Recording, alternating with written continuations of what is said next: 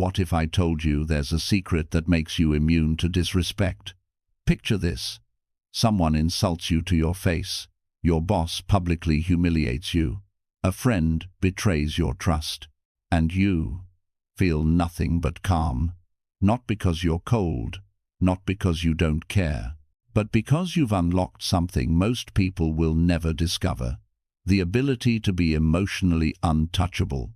Right now, you're probably letting one stupid comment ruin your entire day. You're replaying arguments in your head at 3 a.m. You're giving your power away to people who don't even deserve your attention. But what if that ends today? What if by the end of this video, you become the kind of person who walks through chaos like a mountain through a storm, unmoved, unshaken, unstoppable? Stay with me, because what I'm about to show you will change everything. Let's be honest, how many times have you let one careless comment ruin your whole day? How many nights have you stared at the ceiling, replaying an argument, getting angry all over again, even though the moment's long gone? Most people don't live in peace, they live in reaction. They don't own their emotions own them. One insult, one rejection, one unexpected look, and their entire energy shifts.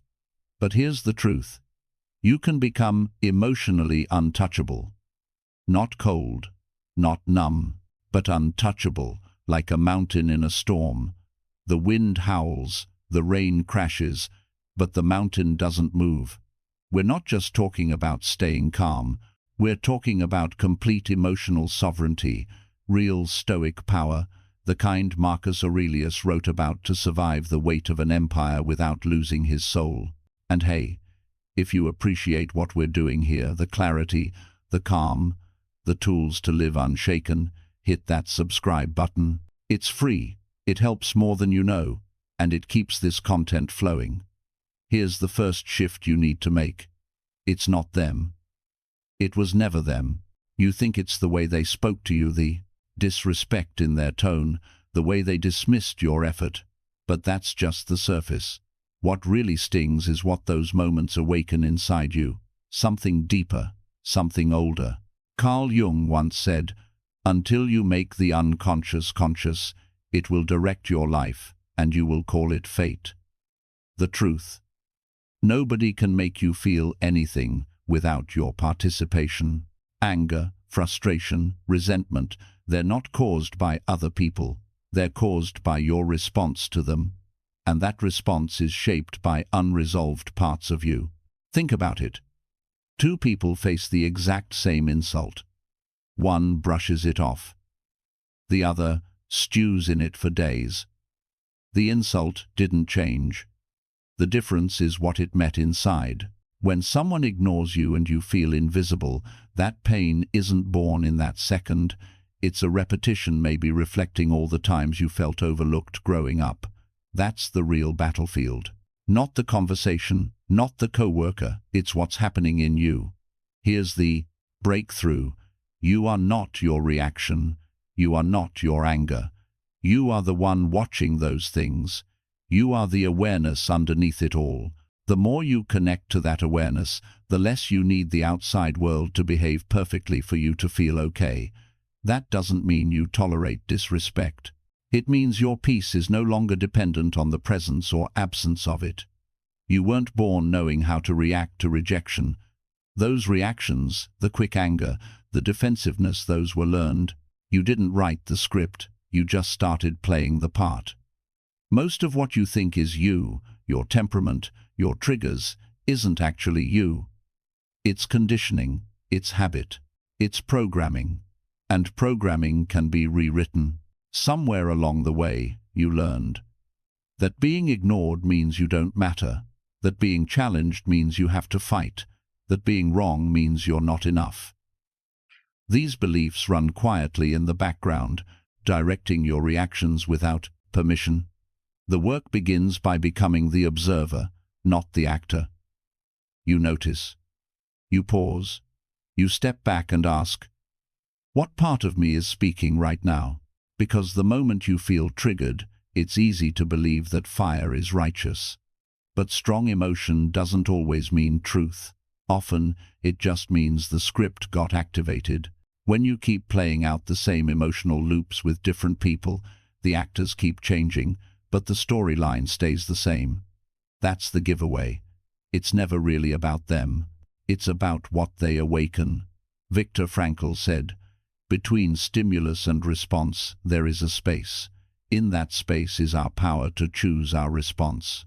In our response lies our growth and our freedom. That space is where your freedom lives. Every time you use it, you become less of a puppet and more of a presence. You didn't lose control when they said the words. You lost it the moment you took them personally. That split second, when your heart tightened, your jaw locked, that was the real surrender.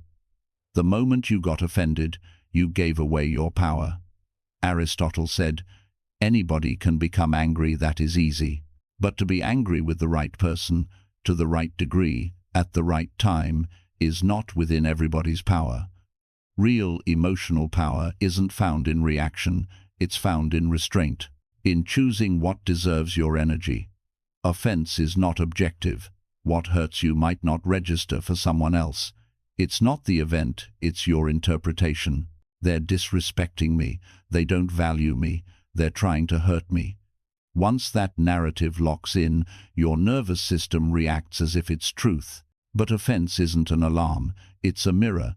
It reflects what parts of your identity are still fragile, still unhealed. When your sense of worth depends on everyone treating you perfectly, you're always at risk. One sharp word, and your peace disappears. What makes someone truly unbothered? Clarity. Knowing that your value doesn't rise or fall based on someone else's opinion. That power isn't something they take. It's something you give every time you let someone's words decide your mood. When someone lashes out or treats you coldly, your first instinct is to take it personally.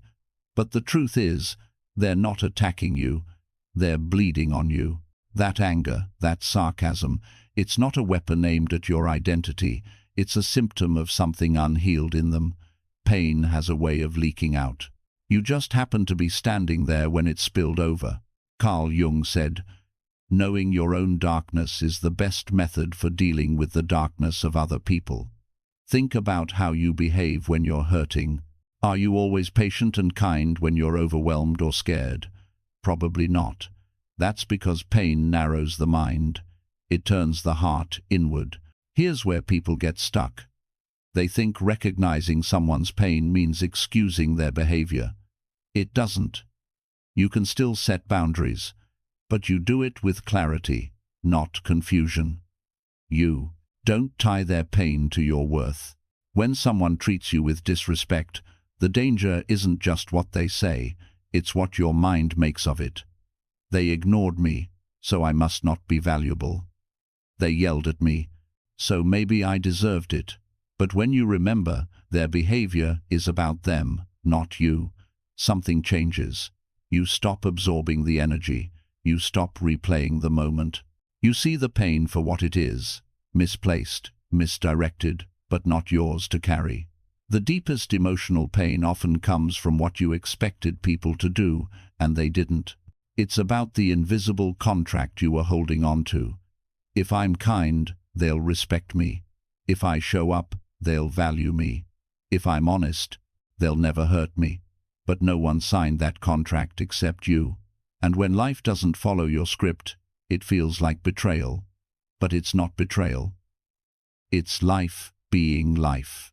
Most of our emotional suffering is self-authored through the quiet creation of inner contracts with friends, partners, family. We believe, if I do this, I should get that. But life doesn't work like a vending machine. People don't play by rules they never knew existed.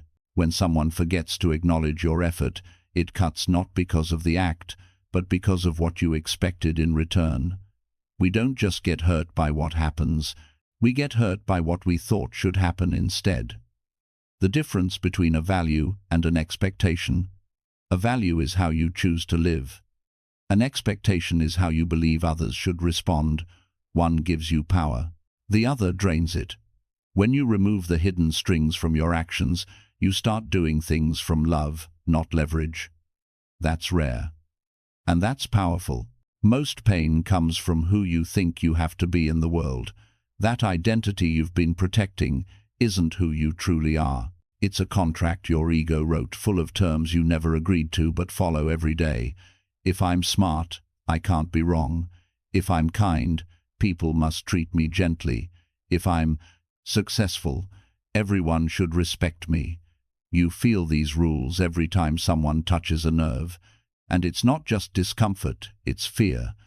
Fear that this identity you've built is being challenged. Carl Jung said, "We cannot change anything unless we accept it." That includes the self. Most people respond to, "Who am I?" with roles and labels. But these identities are often built defensively, not to express who we are, but to avoid who we fear being. What if you didn't need to be seen as right all the time? What if you could just be without explanation, without the mental gymnastics of proving who you are? Freedom is knowing who you are at your core, beyond the job, the compliments, the reputation. It's being secure in your character, even when someone questions your behavior. It's the quiet knowing that you don't have to be seen as perfect to be whole. When you let go of the identity contract, something surprising happens. You become less reactive. You stop seeing every disagreement as a personal attack. You don't need every interaction to affirm who you are. You can let people think what they think because you know who you are, and that knowing doesn't need defending. At some point, you learn to wear a mask. The smile when you're hurt, the silence when you want to scream, the confidence that hides uncertainty. The mask isn't evil. It was born from survival, but as time went on, it stopped being a tool and started becoming your identity. You forgot where it ended, and you began, and now you're exhausted, because living out of alignment is one of the heaviest things a person can carry. Carl Jung said, "The privilege of a lifetime is to become who you truly are. But first, you have to let go of who you're pretending to be, the version built to impress, to protect, to please. That version might have gotten you approval, but it never brought you peace, because you always knew they weren't loving you, just the mask. Every time you silence your truth to be accepted, a piece of your soul pays the price. Knowing yourself requires looking at the parts you've hidden. Who am I when no one is watching? What do I believe when I stop trying to be agreeable? What do I actually want, not just what's expected?" The answers might shake you, but what's waiting on the other side is infinitely more real and peaceful. When you burn the mask, you stop negotiating for belonging. You stop earning your worth through performance. You stop being afraid of being misunderstood because you finally understand yourself. Most people want to be emotionally strong in theory. But when the trigger shows up, a disrespectful tone, someone cutting them off, all that imagined strength disappears. You don't build emotional strength by avoiding discomfort. You build it by facing small triggers every day and choosing not to flinch. Your triggers are your emotional dumbbells. Every time someone irritates you and you don't react, you're rewiring your nervous system. The Stoics practiced premeditatio malorum, the premeditation of adversity. They would ask, "Who might upset me today? What hardship could I face?" Not because they were pessimists, but because pain is inevitable, but being shocked by it is optional. Here's how to use it. Each morning, visualize what could challenge you. Who might frustrate you? What could go wrong? Then see yourself responding not with anger or fear, but with awareness. Breathe into it. That's your mental gym. Someone cuts you off in traffic? That's a rep. The coworker who interrupts you? Rep. The text you expected but didn't get? Rep. With each one, you get stronger, not by force, but by choice. Aristotle said, "We are what we repeatedly do." Excellence, then, is not an act, but a habit. If you want to be calm under pressure, practice calm when things feel pressurized. There's no magical transformation coming. There's only now. Only the choice to train, again and again. Most people think power is loud, quick words, sharp comebacks. But real power often looks like stillness. Silence isn't weakness, it's wisdom. In the space between reaction and response, there's a door. Most people rush past it, but when you pause, when you say nothing and feel everything, you enter that door. That's where awareness lives. That's where you stop being driven by emotion and start observing it. The sacred pause shows you where your wounds are, where your triggers live, where your values begin and your pride ends. It reveals whether you're about to speak from clarity or from fear. When you feel everything without reacting to all of it, you gain discernment. You learn the difference between pain and truth, between urgency and importance. Sometimes the most powerful thing you can do is not defend yourself, not because you're surrendering, but because you no longer need every moment to prove something. Plato said, "Wise men speak because they have something to say, fools because they have to say something." The sacred pause gives you time to discover which one you're about to be. What felt like urgency often fades. What felt like injustice often softens. What felt like an emergency often turns out to be just another test of your presence. Saying nothing doesn't mean you do nothing. It means you choose what comes next, rather than letting emotion choose for you. It's easy to point the finger outward. Someone rolls their eyes, interrupts you, and instantly the blame lands outside. But what if the discomfort doesn't come from them? What if the mirror is turned inward? What if the reflection you're reacting to is your own? Carl Jung said, "Everything that irritates us about others can lead us to an understanding of ourselves." That irritation is a flare pointing you toward an unhealed part of yourself. It's not the other person you're at war with. It's the story you've been telling yourself. You have to be liked to be worthy. You must always be right to be respected. If someone doesn't choose you, something's wrong with you. These stories sit silently until someone bumps into them. When that happens, it's not their behavior alone that hurts, it's the echo of the wound inside. You're ignored in a conversation. One part of you brushes it off, another part spirals. Why? Because being ignored might remind you of something older, a time when your voice didn't matter. The pain isn't new, it's been waiting. The shift from "why are they like this?" to "why does this bother me so much?" From "why are they so disrespectful?" to "what am I holding on to that makes me so reactive to this?" That question is where you'll find most of your answers. When you stop blaming and start investigating, you regain power. Not power over others, power over yourself. When someone disrespects you, it's easy to meet them with sharpness. But the strongest counterpunch isn't anger or revenge, it's compassion. Not pity. True compassion, the kind that sees through the surface and asks, what must they be carrying to act this way? It doesn't mean you excuse bad behavior. It means you refuse to join them in their pain. Once you understand that most people's cruelty isn't born from power, but from suffering, you stop seeing enemies and start seeing wounds. Plato wrote, "Be kind, for everyone you meet is fighting a hard battle." That includes the person you can't stand. They're not exempt. Their pain might look different, but the struggle is still there.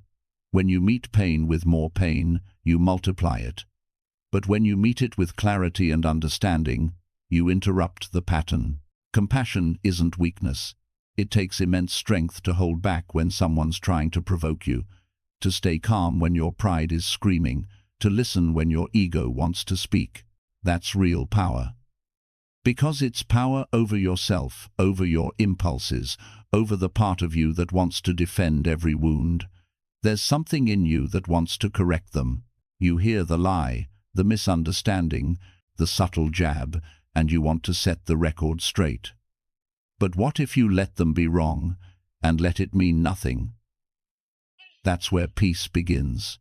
Most of us think being right equals strength, but often the cost is much higher.